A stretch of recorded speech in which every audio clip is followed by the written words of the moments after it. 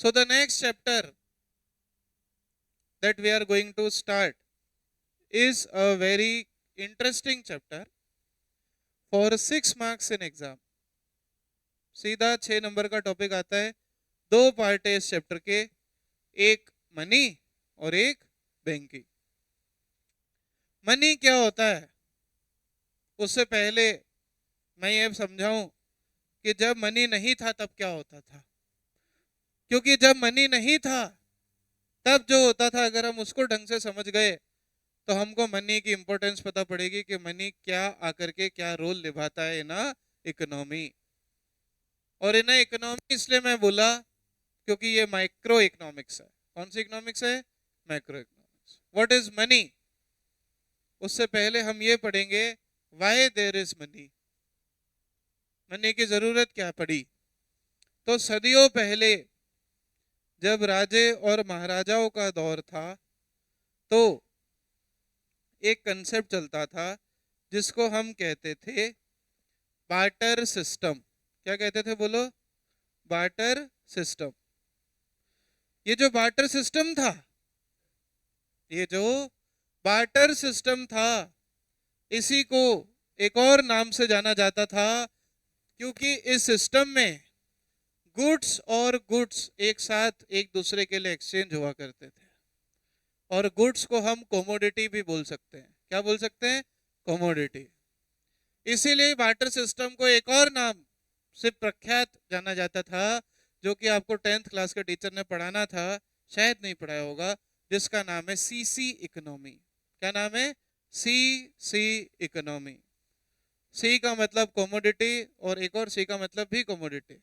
Commodity commodity economy. ऐसा system money से पहले जो कि चला करता था जहां पर गुड्स और गुड्स एक दूसरे के लिए एक्सचेंज हुआ करते थे. Where goods use to be exchange for goods. ऐसे सिस्टम को हम कहते थे बार्टर सिस्टम. क्या बोलते थे? Barter system.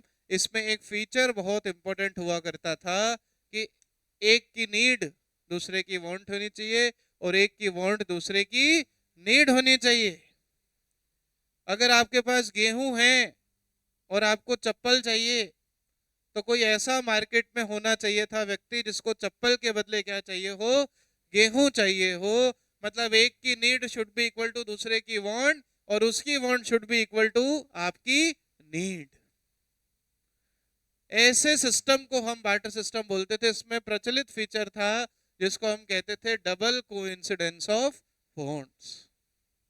लेकिन इस सिस्टम में ये जो फीचर था यही इसकी सबसे बड़ी प्रॉब्लम थी कि हमेशा गेहूं बेचने वाले को चप्पल बेचने वाला और चप्पल बेचने वाले को गेहूं बेचने वाला मिले ऐसा जरूरी नहीं होता था. So this was the biggest system of barter system. Biggest demerit. Barter system की सबसे प्रचलित प्रॉब्लम थी ये, जिसको कहा जाता था problem of double coincidence of wants. क्या कहा जाता था बोलो? Problem of double coincidence of wants. Double coincidence of wants क्यों कहते थे? क्योंकि एक की नीड दूसरे की वांट और एक की वांट दूसरे की नीड आपस में मैच होनी चाहिए. तो इस सिस्टम में काफी प्रॉब्लम भी थी. उसकी प्रॉब्लम को हम अभी अलग से बात करेंगे. पहले आप यहां तक नोट्स लिखिए. लिखिए money and banking 6 marks. Barter system का ही दूसरा नाम क्या होता है बोलो? Commodity commodity economy.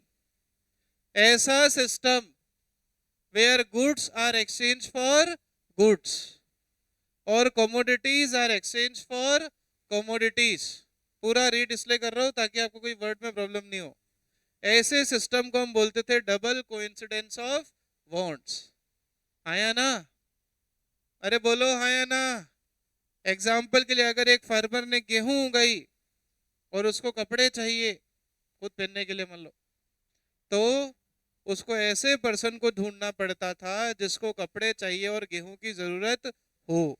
इस प्रॉब्लम को हम कहते थे problem of double coincidence of wants. पूरा 10th क्लास का टॉपिक है. कुछ भी नया नहीं पढ़ाया मैंने, लेकिन अभी नया पढ़ाना शुरू करूंगा, इसलिए पहले यहां तक जल्दी से लिखिए. Write down fast everybody. जल्दी से लिखिए. चैप्टर का एक पार्ट है मनी और एक पार्ट है बैंकिंग। तो पहले अपन क्या पढ़ेंगे? मनी। और फिर क्या पढ़ेंगे? बैंकिंग। दोनों मिला करके 6 नंबर के हैं, ठीक है ना? ऐसा नहीं मनी 6 नंबर बैंकिंग 6 नंबर, ऐसा नहीं होता। फिर बेचारा नेशनल इनकम क्या चिल्लर थोड़ी है। अकेले 100 क्वेश्चन है उस चैप्टर में न्यूमेरिकल। उन 100 न्यूमेरिकल को करने के लिए कम से कम 50-60 पेज के थ्योरी नोट्स लिखाऊंगा तो एक न्यूमेरिकल को हाथ लगाओगे, ठीक है ना? और ऐसे 100 क्वेश्चन कर लेने के बाद भी एग्जाम में नया क्वेश्चन आता है, ध्यान रखना। 100 क्वेश्चन तो मैं क्लास कॉपी में करवाऊंगा खुद, ठीक है ना? चलो, तो वो प्रैक्टिकल चीज है। ये पूरा थ्योरी चैप्टर है, इसमें लास्ट में जाके न्यूमेरिकल आएंगे थोड़े। हर चैप्टर में लास्ट में जाके न्यूमेरिकल आएंगे। इको 11th में भी ऐसे होता था, पहले हम पूरा थ्योरी बेस पढ़ते थे फिर न्यूमेरिकल पे जाते थे, वैसे ही 12th है। सबसे पहले और सबसे बड़ी प्रॉब्लम सर, बार्टर सिस्टम समझ गए? क्या ही समझना था इसमें, 10th का टॉपिक है तो। अब समझना, जो सबसे बड़ी प्रॉब्लम थी, ये डायरेक्ट क्वेश्चन एग्जाम में आता है। एक एक पॉइंट को 2 से 3 नंबर में वो पूछते हैं। तो आप क्या करोगे? पहले मीनिंग लिखना, फिर एग्जाम्पल लिख देना उसका, तो 3 नंबर का आंसर कंप्लीट हो जाएगा। सबसे पहली प्रॉब्लम, अभी पेन बंद कॉपी बंद सबकी, फटाफट ध्यान से सुनेंगे। सबसे बड़ी प्रॉब्लम वाटर सिस्टम की क्या थी? सर सबसे बड़ी प्रॉब्लम वाटर सिस्टम की थी कि एक की नीड दूसरे की वांट होनी चाहिए। अगर चप्पल बेचने वाले को चावल बेचने वाला नहीं मिला, या अगर चावल बेचने वाले को जूते बेचने वाला नहीं मिला, तो डील हो ही नहीं सकती, ट्रांजैक्शन हो ही नहीं सकता। इस प्रॉब्लम को सर हम कहते थे डबल कोइंसिडेंस ऑफ वांट्स। क्या बोलते थे बोलो? Double coincidence of wants.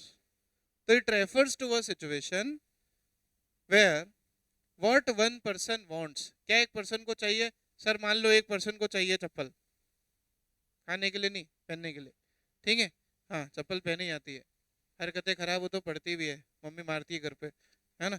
तो where one person wants to sell, जो एक पर्सन बेचना चाहता है, the end buy must coincide with what other person wants to buy and sell. आपको चप्पल चाहिए, क्या बेचोगे? गेहूं। सामने वाले को गेहूं चाहिए, वो क्या बेचेगा? चप्पल। मतलब जो आपको बाय करना है सामने वाले को सेल करना है, और जो आपको सेल करना है वो सामने वाले को क्या करना है? बाय। इसको कहते थे डबल कोइंसिडेंस ऑफ वांट्स, जो कि एक बहुत सीरियस प्रॉब्लम थी।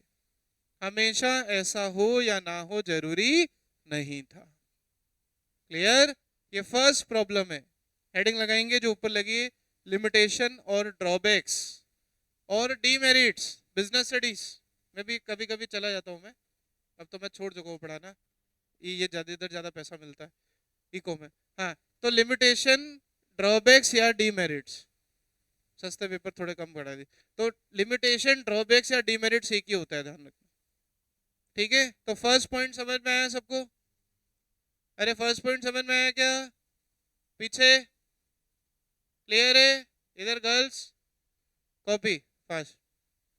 First point, it refers to a situation where what one person wants to sell and buy must coincide with some other person wants to buy and sell।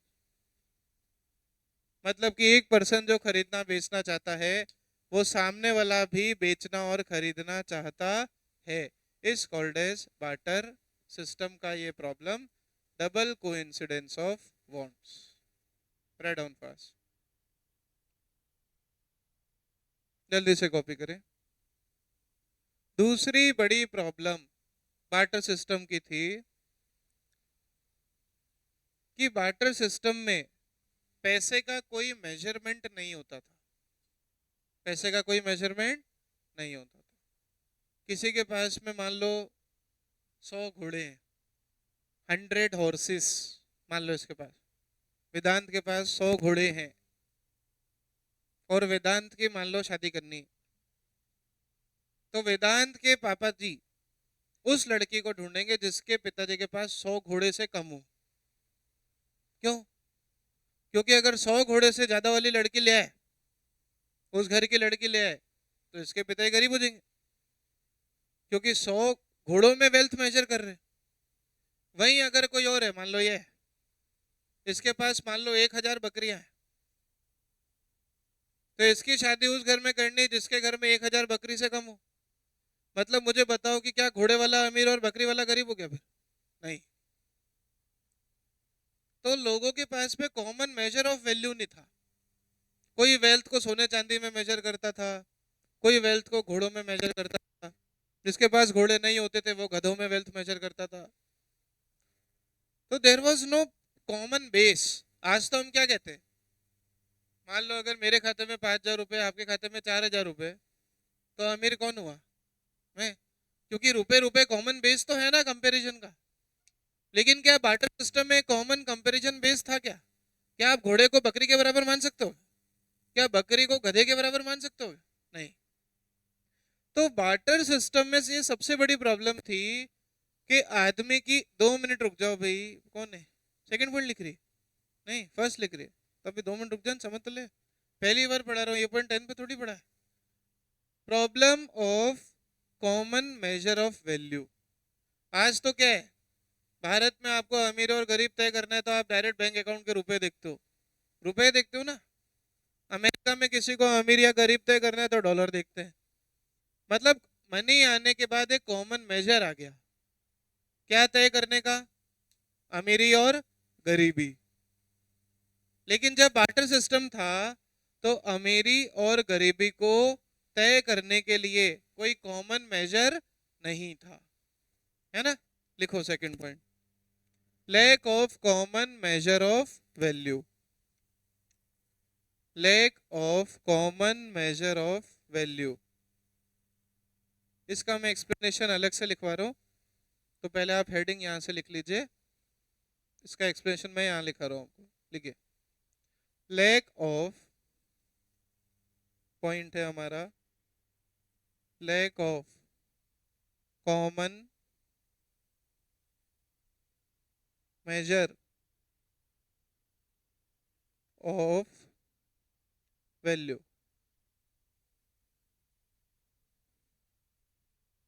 देखो, under barter system, under barter system, the wealth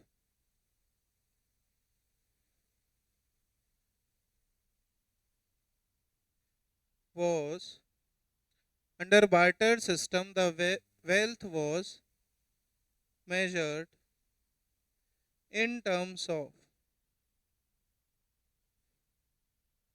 ये घोड़े बकरी बैल कुत्तों को पाल के कौन आदमी अमीर होता है? ऐसे थोड़ी 100 कुत्ते आदमी अमीर है, नहीं ना। तो वेल्थ पहले उस समय मेजर होती थी घोड़े, बकरी, भेड़ और भैंस, इसमें, है ना। भैंसा भी चलता है खेतों में, है ना। तो the wealth use to be measured in terms of these things. इनको अकाउंट्स में एक नाम दिया गया था। कोई बताएगा? 11वीं अकाउंट्स में इसका एक नाम था अलग। जोर से बोलो। Live stocks. The wealth use to be measured in terms of live stocks. भेड़ बकरी कुत्ते, कुत्ते कुत्ते हटा दो। तो in terms of live stocks, comma gold, comma silver, right. लेकिन क्या आप गधों को और घोड़ों को कंपेयर कर सकते हो? नहीं, एटसेट्रा। बट द प्रॉब्लम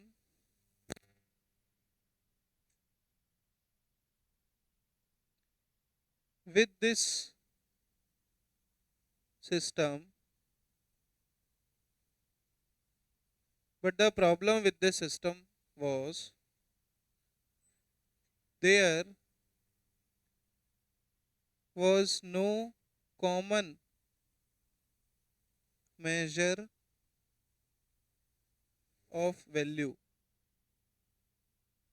आदमी की अमीरी और आदमी की गरीबी तय करने के लिए कोई कॉमन मेजर ऑफ वैल्यू नहीं था, right. Just like, just like mango, एक तर्क है, just like mango can not be compared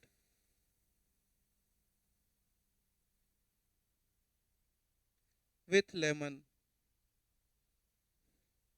आम और नींबू एक ही होते हैं? नहीं होते ना। So there was no common measure of value. Clear? तो this was the biggest problem in, second biggest problem in barter system. पहली क्या पढ़ी हमने? Lack of double coincidence of bonds. दूसरी क्या पढ़ी हमने? कोई कॉमन यूनिट ऑफ मेजरमेंट, अमीरी या गरीबी तय करने का हमारे पास में नहीं था। तीसरा, अब चलो 1 मिनट के लिए मान लेते हैं कि गोल्ड वाला आदमी अमीर है ना, और सिल्वर वाला आदमी गरीब है। 2 मिनट के लिए मान लेते हैं। लेकिन मुझे बताओ, क्या गोल्ड को स्टोर करने के लिए कोई खर्चा नहीं होता? क्या घोड़ों को पालने के लिए कोई खर्चा नहीं होता?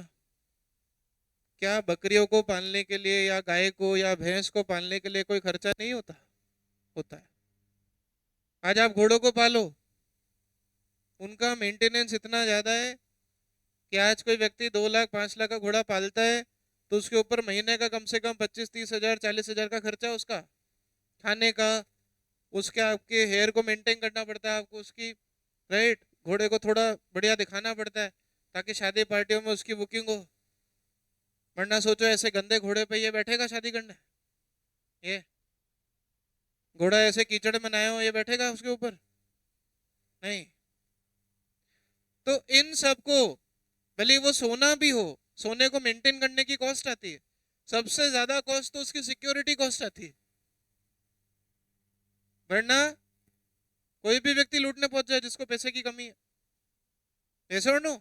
लेकिन क्या आपके बैंक में पड़ा हुआ पैसा आपसे कोई खर्चा मांगता है? क्या आपके बैंक में पड़ा हुआ पैसा आपसे कोई खर्चा मांगता है?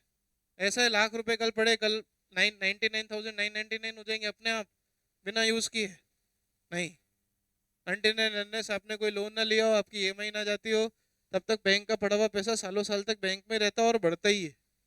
मतलब कि ये घोड़े, गधे, इनको आप अगर वेल्थ टर्म में मेजर करते भी थे पहले, लेकिन उनके खर्चे होते थे उनको मेंटेन करने। आज पैसे को स्टोर करके रखने का कोई खर्चा नहीं होता। इसलिए अगली प्रॉब्लम आ जाती है जिसको हम कहते हैं डिफिकल्टी इन स्टोरिंग वेल्थ। क्या बोलते हैं? Difficulty in storing wealth. लिखो difficulty, third point, difficulty and sorry difficulty in storing wealth. Difficulty in storing wealth, read. इसका एक और नाम है, अच्छा अभी आप ये लिख लो, चलो आगे मैंने डिस्क्रिप्शन में लिखा हुआ है, लिखो इट वॉज वेरी डिफिकल्ट। जो अभी मैंने एक्सप्लेन करा, बार्टर सिस्टम में वेल्थ को स्टोर करने के लिए बहुत प्रॉब्लम होती थी।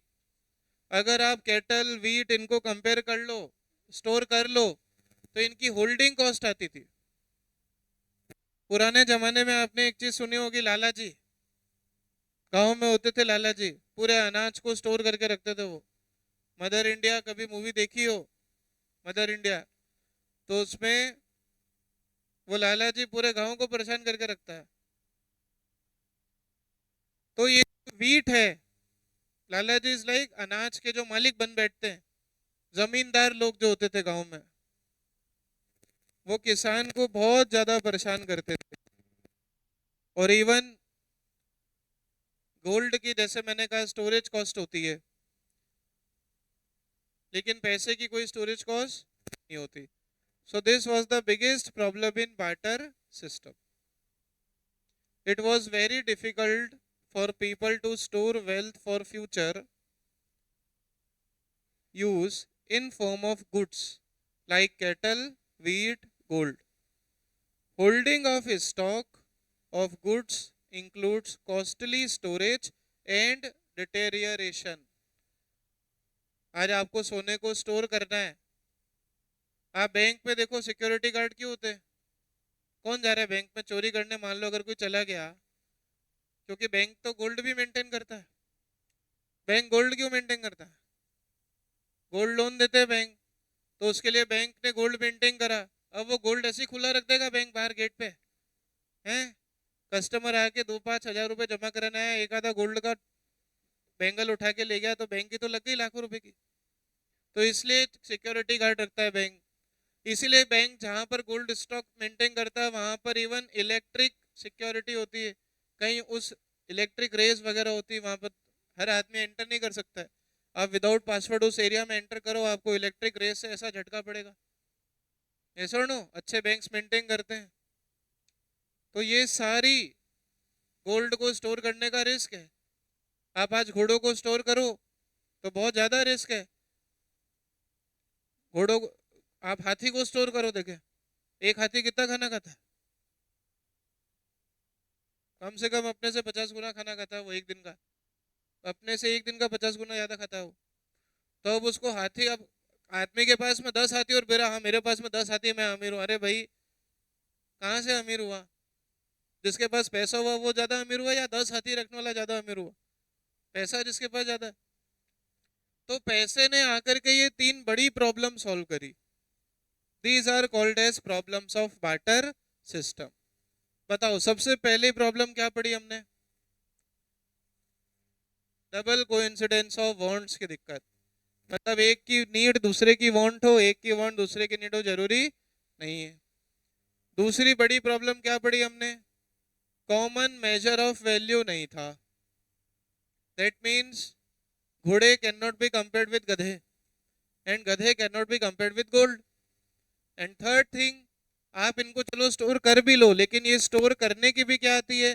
कॉस्ट आती है। आज बकरी क्या स्टोर करो, बकरी को कुछ, बकरियों को भी घास पत्तियां खिलानी पड़ती है, तब जाके बकरी स्टोर होती है। तो एडिक्वेट मेजर ना होने के कारण ये सिस्टम आउटडेट हो गया। क्या हो गया? फिर आया मनी। क्या आया? वो कैसा आया वो समझाऊंगा। आज की क्लास से होती है खत्म।